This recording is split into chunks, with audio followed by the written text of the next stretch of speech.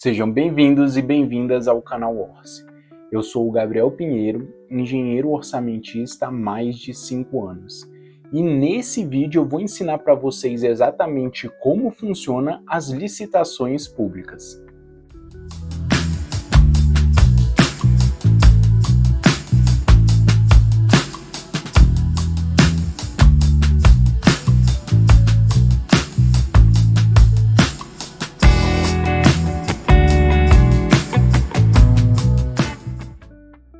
Então, licitações públicas é um tema bastante relevante para a gente, principalmente porque tem muitas pessoas que nem sabem como funciona, sabe que existe, todo mundo já viu uma notícia, algo relacionado às licitações.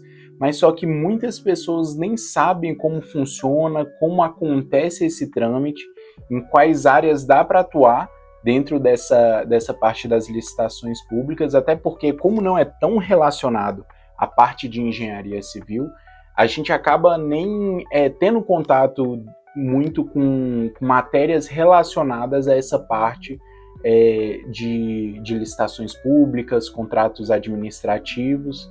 A gente acaba não se aprofundando nisso. E isso, como eu já disse em vários outros vídeos para vocês, é um item muito relevante para a gente pelo fato que tem vários e vários nichos hoje dentro dessa parte de obras públicas. Então você tem engenharia civil, tem a parte de obras públicas, e dentro da parte de obras públicas tem vários outros subnichos onde a gente consegue se desenvolver tanto na parte de projetos, quanto na parte de orçamento, quanto na parte de execução. Então nisso aí a gente vai para a parte de pontes, vários outros tipos de subnicho que são muito importantes, e muitas pessoas às vezes sonham em trabalhar, mas não sabem que é através das obras públicas que você consegue atuar nessas áreas. Por exemplo, atuando em construções de pontes, de aeroportos. Tem alguns aeroportos que eles são privados, então tem outro tipo de licitação que normalmente acontece nesse caso. Mas no caso das obras públicas, hoje, a maior parte dessas grandes obras que a gente tem, elas estão na parte de obras públicas. Então, você saber disso vai te posicionar muito melhor nesse mercado de trabalho, tá bom? Então, a gente pode começar falando o que são as obras públicas. Então, vou ler aqui para vocês. De acordo com o TCU, licitação é um procedimento administrativo, público e formal que estabelece de forma prévia as contratações com terceiros de obras, serviços, inclusive de publicidade, compras, alienações, concessões, permissões e locações da administração pública. Nesse processo, é selecionada a proposta mais vantajosa para a administração dentro dos preceitos da Lei de Licitações e Contratos, que hoje é a 14133 de 2021. Antes de 2021, até há uns tempos atrás ainda estava nesse processo de troca de uma lei para outra, mas antes era a famosa, que muitas pessoas que já estudaram para concurso já ouviram falar, que é a 8666. Então, antes a gente tinha essa lei, em 2021 foi aprovado essa nova lei, que é a 14133. Então, nesse tempo de 2021 até, se eu não me engano, 2024, foi o período de transição dela, onde ela conseguiu justamente um tempo que normalmente quando se troca uma lei desse calibre, o pessoal tanto da administração pública quanto das empresas tem para fazer essa troca. Então, aos poucos, ir trocando os processos até a 14133. Hoje, ainda tem alguns contratos que estão acontecendo, que foram licitados lá na época da 8666, mas a maioria deles hoje já está dentro da 14133. Então, tem algumas diferenças, não mudou. Tem gente que acha que mudou tudo, mas não mudou. Tem algumas diferenças, eu posso aprofundar isso mais em outro vídeo, falando exatamente qual é a diferença entre a 14133 e a 866. Mas como o objetivo dessa é falar um panorama geral para vocês sobre as licitações públicas, então a gente não vai entrar tanto nesse quesito agora, tá?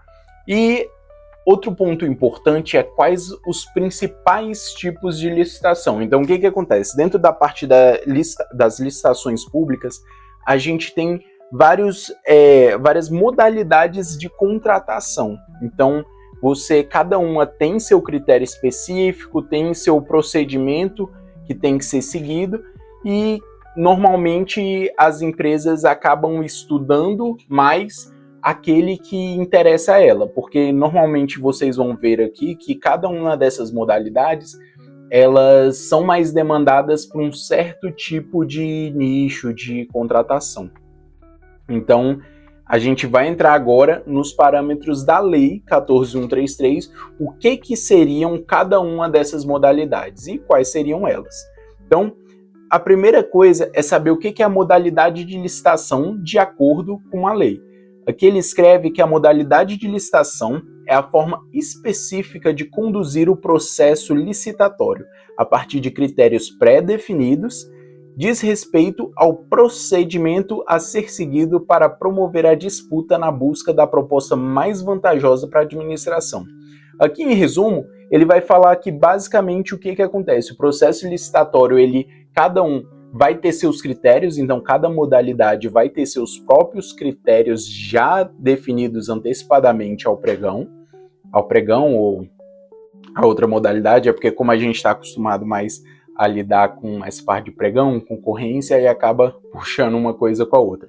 Mas, enfim, então ele fala o quê? Que basicamente o objetivo é criar modalidades para, dessa forma, ter uma contratação vantajosa para a administração pública sempre. Então, um dos princípios até é essa vantajosidade que a administração pública vai ter nas contratações, tá bom? Então, vamos lá, quais são as 5 modalidades de licitação segundo a 14.133? A primeira é o pregão, segunda, concorrência, terceira, o concurso, quarto, leilão e quinto, o diálogo competitivo. É claro que daí tem outros tipos que eles chamam aqui de procedimentos auxiliares. Então você tem dispensa, você tem alguns tipos dessas contratações mais diretas. Então isso daí a gente também pode falar mais aprofundadamente em outro vídeo, mas agora a gente vai se ater mais a esses 5 tipos de modalidades, tá bom? Então, basicamente, ele fala aqui que além das modalidades, a lei prevê a utilização de procedimentos auxiliares, mas veda a criação de novas modalidades ou combinação das existentes. Então, basicamente, a administração pública, na hora de abrir um tipo de licitação, ela vai ter que selecionar alguma dessas modalidades. Ela não pode nem combinar, nem criar novas modalidades. Então, primeiro vamos para a parte de concorrência.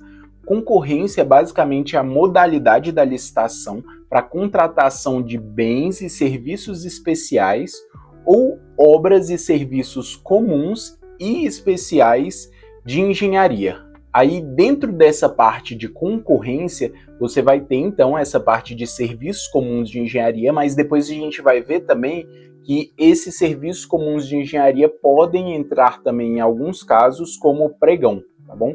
Então, basicamente, dentro da concorrência, a gente tem 5 principais critérios também que podem ser levados em conta na hora de fazer a concorrência, que são eles: o menor preço, a melhor técnica ou conteúdo artístico, técnica e preço, maior retorno econômico e maior desconto. Então essas são as 5 principais modos onde você pode ter uma contratação dentro da parte de concorrência, tá bom? Então você tem também, além da concorrência, tem a modalidade de concurso, que normalmente concurso é utilizado tanto para a contratação de profissionais. Um bom exemplo que a gente tem para essa parte de concurso foi a de Brasília, que basicamente, para fazer o projeto de Brasília, a administração pública organizou um concurso, onde o ganhador desse concurso foi o Lúcio Costa, que ele que fez toda a parte do projeto urbanístico de Brasília, baseado nas cidades francesas, se eu não me engano. E basicamente Lúcio Costa conseguiu essa oportunidade e fez seu nome, tanto é que tem bairros, no caso, de Brasília, que tem o nome do Lúcio Costa, mas ele teve essa grande oportunidade através de um concurso. Então, porque isso já é uma modalidade antiga, até para contratação de funcionários também. Então, essa parte do concurso público, ela normalmente é mais voltada para essa parte mais intelectual mesmo. Então, você vê aqui que a própria Lei 14.133 fala o quê? Que o concurso é a modalidade de licitação para escolha de trabalho técnico, científico ou artístico, cujo critério de julgamento será o de melhor técnica ou conteúdo artístico, e para concessão de prêmio ou remuneração ao vencedor. Então, basicamente, é uma modalidade que não é tão utilizada nessa parte de serviços, tá? Outra modalidade que a gente tem também é a modalidade de leilão, onde aqui dentro da lei fala o quê? Que a modalidade de licitação para alienação de bens imóveis ou de bens móveis, inservíveis ou legalmente apreendidos a quem oferecer o maior lance. Então, isso daqui basicamente fala o quê? Que o leilão é mais utilizado na aquisição de itens. Então, são itens da administração pública que às vezes eles estão trocando, às vezes podem ter sido apreendidos, como é o caso de alguns leilões da Receita Federal. Tem leilões também, por exemplo, da Caixa, onde você tem a venda de imóveis. Então, são tanto os bens imóveis quanto bens móveis que são leiloados para aquisição da população ou, se não, de empresas, dependendo da situação. Então, basicamente, o leilão serve mais para a venda de produtos do governo do que para aquisição, entendeu? Apesar de que tem algumas pessoas que chamam também de leilão essa modalidade de concorrência, pregão, essas coisas, porque funciona mais ou menos no mesmo formato, mas não é a modalidade de leilão, que é diferente, tá bom? Então, você tem o mais popular agora dos tipos, que é o pregão. Então, o pregão, a modalidade de licitação obrigatória para aquisição de bens e serviços comuns, cujo critério de julgamento poderá ser o de menor preço ou o de maior desconto. Então, basicamente, o pregão ele é utilizado para a parte de aquisição tanto de materiais quanto de serviços. Então, esse é o modo que eu poderia dizer assim que é o mais popular de todos, é essa modalidade do pregão.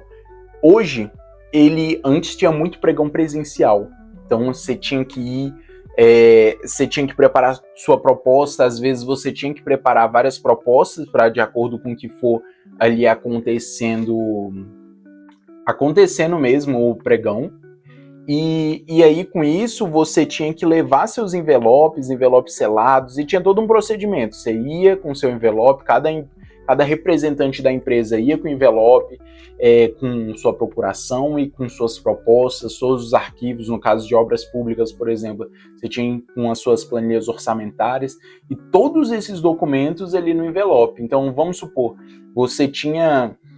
eu sei que minha margem, o máximo que eu posso dar de lance é X, o mínimo é Y, e eu tenho ali no meio termo um percentual que é relevante de A, por exemplo. Então, você teria que montar essas 3 propostas, assinar, fazer autenticação em cartório muitas vezes. Então, você tinha todo esse trabalho e tinha que levar aquele emaranhado de documento para você participar de uma licitação. Hoje, a Lei 14.133, o que ela prevê? Que só pode ser feito esses pregões presencialmente mediante a uma justificativa. Então você tem que explicar isso, tem que ser filmado. Então o que acontece? Justamente porque tinha muitas ocasiões nesses leilões presenciais onde acontecia fraude, acontecia algumas coisas, o que eles fizeram? Eles transformaram esse método para um método eletrônico dentro da plataforma, que aí vocês vão ver que tem várias plataformas, mas a mais conhecida é o Compras.gov. Então isso a gente pode mostrar, posso mostrar para vocês como funciona o Compras.gov em outro vídeo também. Mas só que basicamente eles, justamente para dificultar essas fraudes e tornar essa parte das licitações o mais transparente e o mais, vamos dizer assim, ter mais procedência possível, então eles transformaram essa modalidade que antes era física para digital.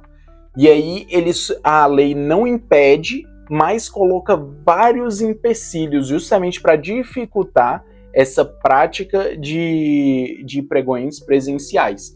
Então, para isso, eles tem uma série de regras. Então, você tem, por exemplo, isso que eu te falei, que tem que filmar.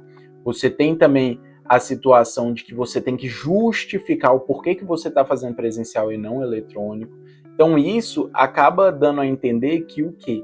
Apesar de você ter como fazer presencial, caso faça presencial, você tem um sério risco de ter uma análise muito mais minuciosa disso, e qualquer errinho no processo, que às vezes acontece, um erro de digitação, alguma coisa, pode virar um problema muito maior. Então, nos pregões eletrônicos, eles dão essa facilidade e torna, de certa forma, também mais competitivo, porque você não precisa ir até a cidade onde você está participando do pregão. Então, você, da sua casa, pode participar de qualquer pregão dentro do Brasil todo. Então, isso é uma baita de uma facilidade, isso ajudou muito pequenas empresas, principalmente, a conseguirem começar nisso, tá bom? Então, passando dessa parte do pregão, a gente tem, por último, a modalidade de diálogo competitivo, que, pela lei, é uma modalidade de licitação para contratação de obras, serviços e compras em que a administração pública realiza diálogos com licitantes previamente selecionados mediante critérios objetivos com o intuito de desenvolver uma ou mais alternativas capazes de atender às suas necessidades, devendo os licitantes apresentar proposta final após o encerramento dos diálogos. Ou seja, que basicamente ele está falando aqui que vão ser convocadas algumas empresas sob alguns critérios estabelecidos previamente, e dentro desse cenário, o órgão vai tentar negociar com essas empresas para tentar encontrar ali a proposta mais vantajosa. Então, isso daqui é um método, mas não é tão utilizado como um pregão, por exemplo, igual eu exemplifiquei. Concorrência normalmente é muito utilizado dentro da nossa área. Para vocês entenderem, a gente pode falar aí de duas principais modalidades dentro da área de engenharia civil. Quais são elas? Concorrência, que é para essas obras maiores, coisas mais específicas, então é utilizada a modalidade de concorrência, ou para serviços comuns de engenharia, manutenção predial, todos esses serviços mais rotineiros, é utilizado o pregão eletrônico. Então, você tem esses dois formatos aí que vai aparecer mais dentro da parte de engenharia. Por exemplo, um dos modelos também complementares, igual eu tinha falado, que é o da dispensa, ele existe na parte da engenharia, mas não é tanto. Existe mais assim, vou te dar um exemplo, o órgão público vai trocar o piso de uma sala. Então precisa fazer essa contratação rápida e não é uma coisa tão onerosa, um valor tão significativo. Então, normalmente eles vão abrir nesse caso como dispensa. Agora, já em casos como você vai fazer um serviço rotineiro, por exemplo, vai fazer um contrato de 1 ano para atender vários serviços que vão ter ali dentro, como é no caso de um contrato de manutenção predial. Nesse caso, eles abrem normalmente pregão, aí tem alguns casos de reforma, essas coisas que entra como concorrência, tá bom? Então, basicamente essas são as principais modalidades que a gente vai ver da parte de licitações públicas. Então, depois de tudo isso, você pode estar se perguntando, tá, beleza, Gabriel, por que eu, como engenheira civil, preciso aprender dessa parte de licitações públicas?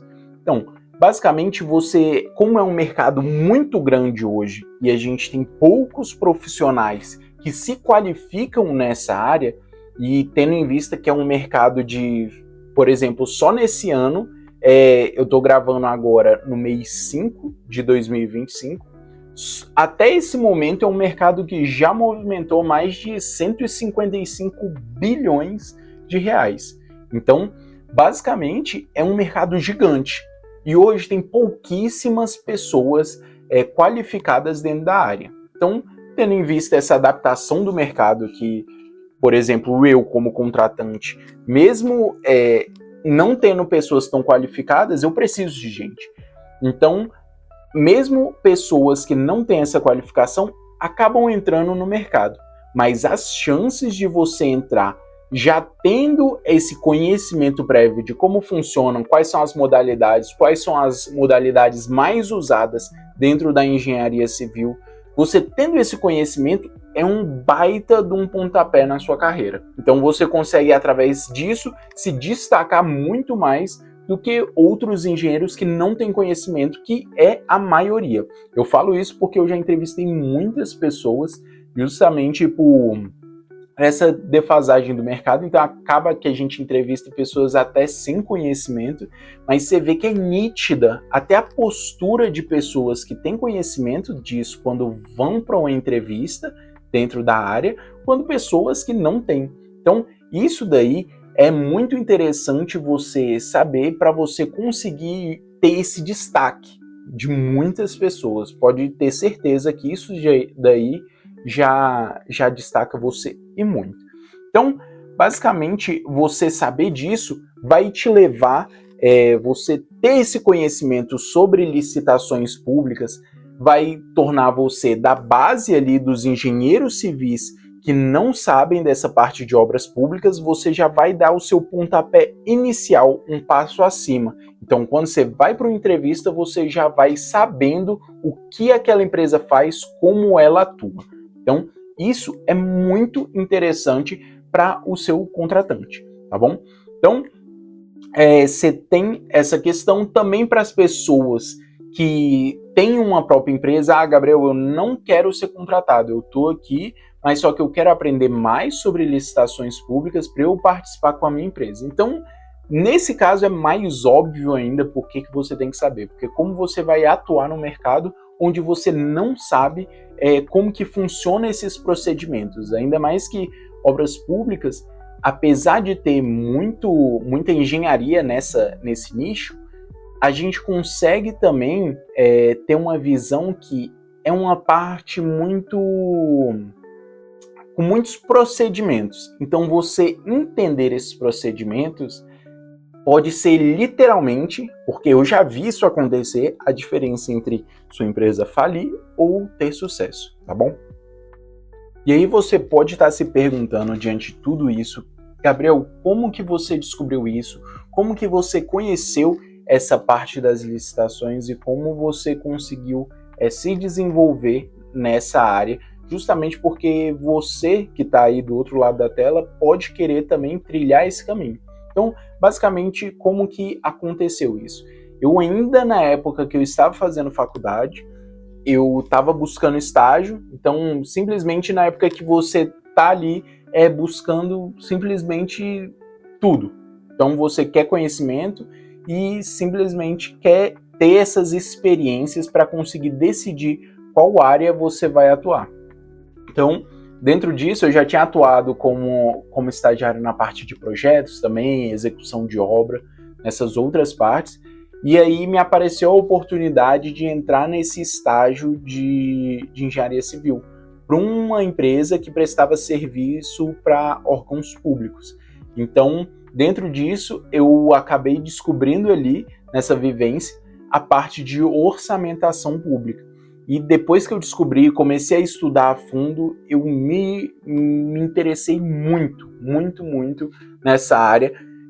justamente por eu já gostar um pouco dessa parte desses procedimentos, essa parte administrativa, e também me interessar muito pela parte da engenharia. Então, juntou essas duas coisas, e eu acabei entrando nesse ramo, e aí eu comecei a me desenvolver muito nessa parte de orçamentação, fui buscando também, logo em seguida, outras empresas, e dessa forma eu fui crescendo. Eu posso fazer um vídeo também depois, falando exatamente minha trajetória, com todos os detalhes, mas como não é o intuito desse vídeo, o intuito desse vídeo é falar sobre licitações. Então, basicamente, quando eu entrei, eu desde o início mexi com principalmente manutenção predial, então com obras públicas na parte de manutenções prediais. Também já fiz alguns orçamentos, viabilidade de obras de reforma, obras maiores também, mas basicamente minha especialidade é essa parte de manutenção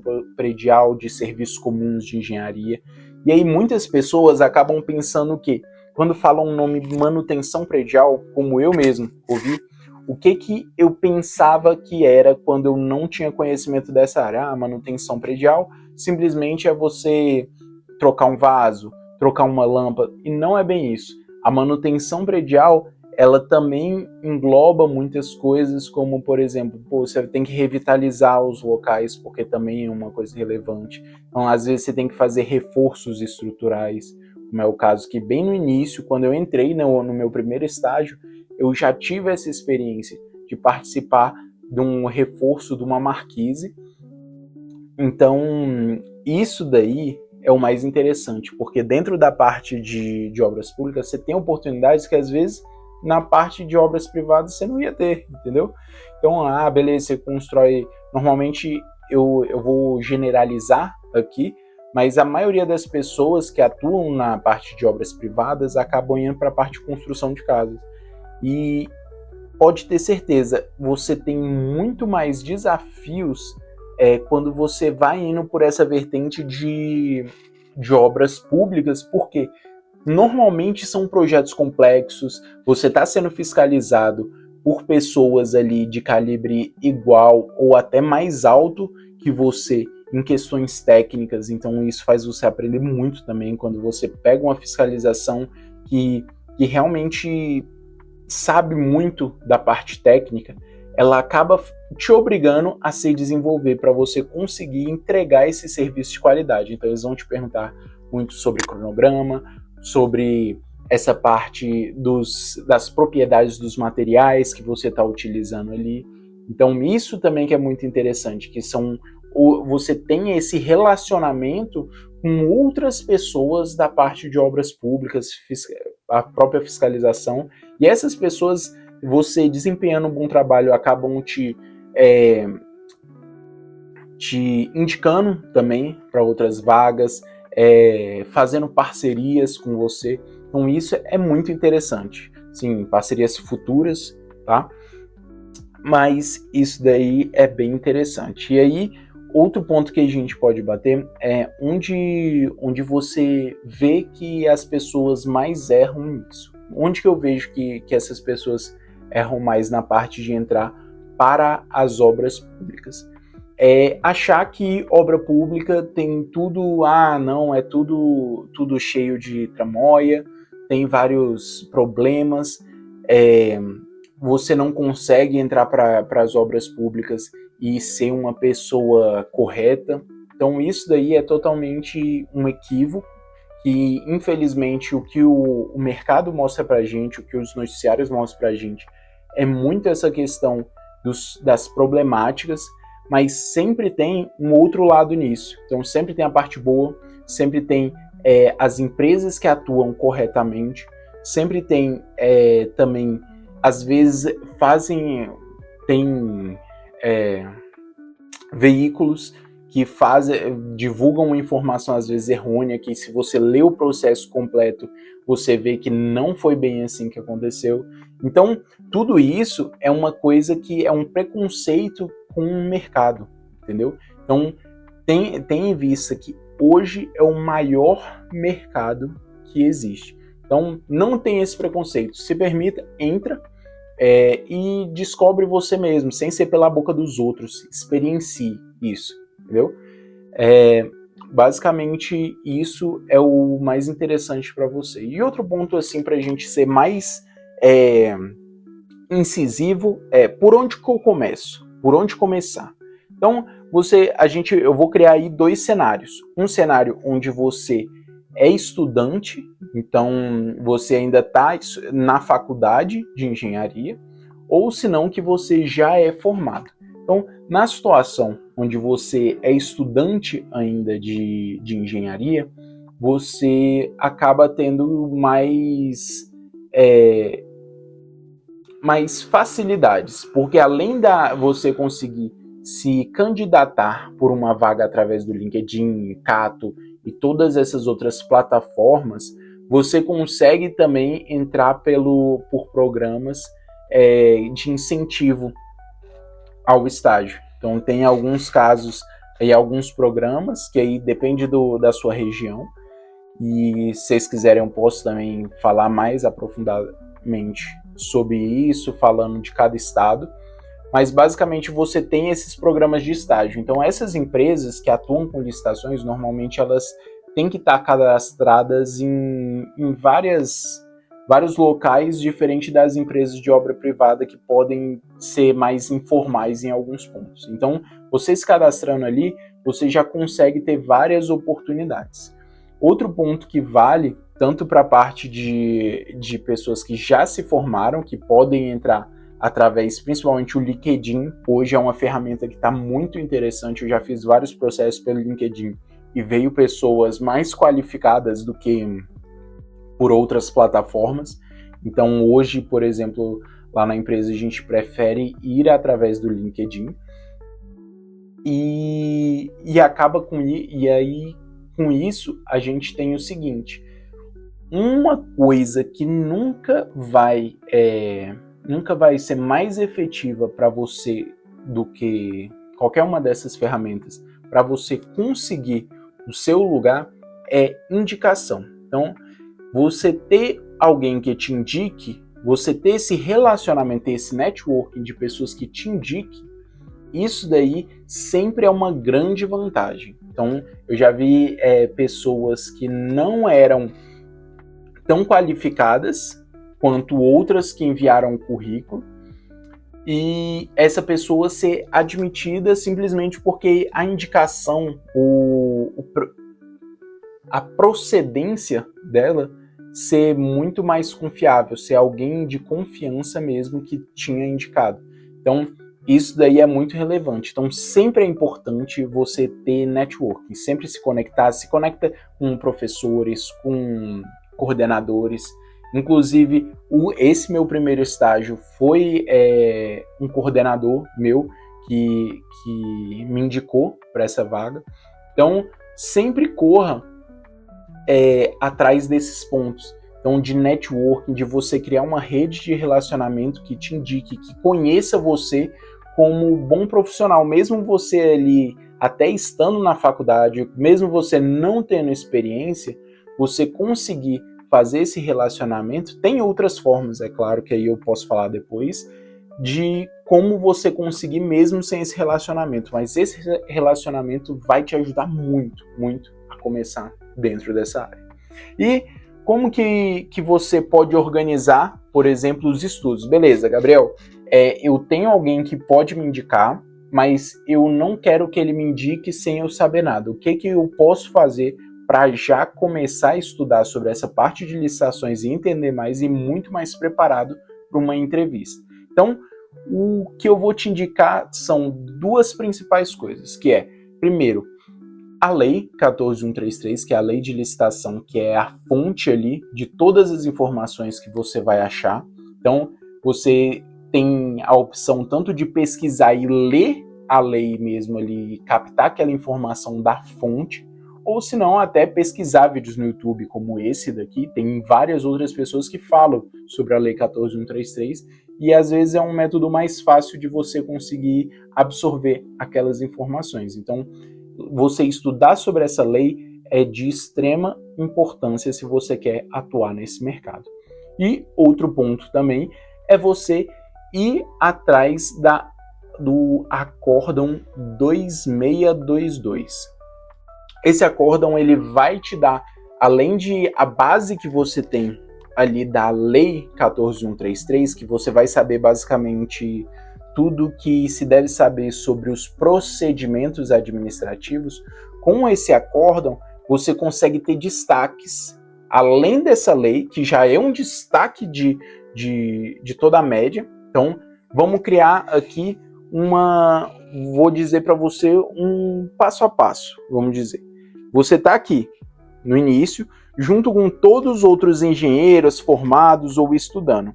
A partir do momento que você se desenvolve, conhece bem a Lei 14.133, dentro desse mercado de obras públicas, você já deu o primeiro passo.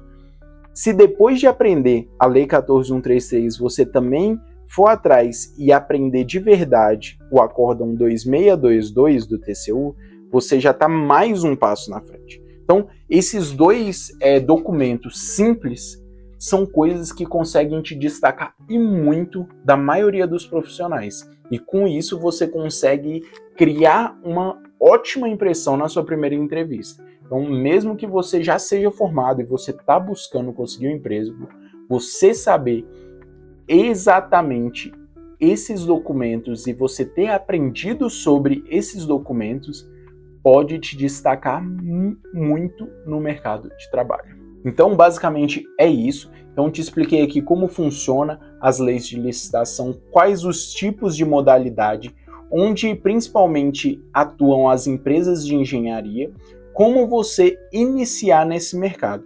Então, basicamente passei aí um panorama geral. Agora comenta aqui embaixo se você quer saber mais sobre algum desses itens que eu falei aqui. Então pode ser uma modalidade de licitação, pode ser uma forma de você se desenvolver e melhorar seu currículo, como você se destacar nesse mercado. Então tudo isso pode comentar aqui que eu vou estar lendo os comentários e aí, em cima disso, dependendo do que vocês pedirem, eu já faço outro vídeo explicando detalhe por detalhe de cada item que você precisa saber para entrar com o pé direito nesse mercado. Então, não deixa de curtir, se inscrever aqui e me seguir para garantir que você vai ter acesso a mais conteúdos. Então, no Instagram, meu arroba é @orce.oficial e eu te espero no próximo vídeo.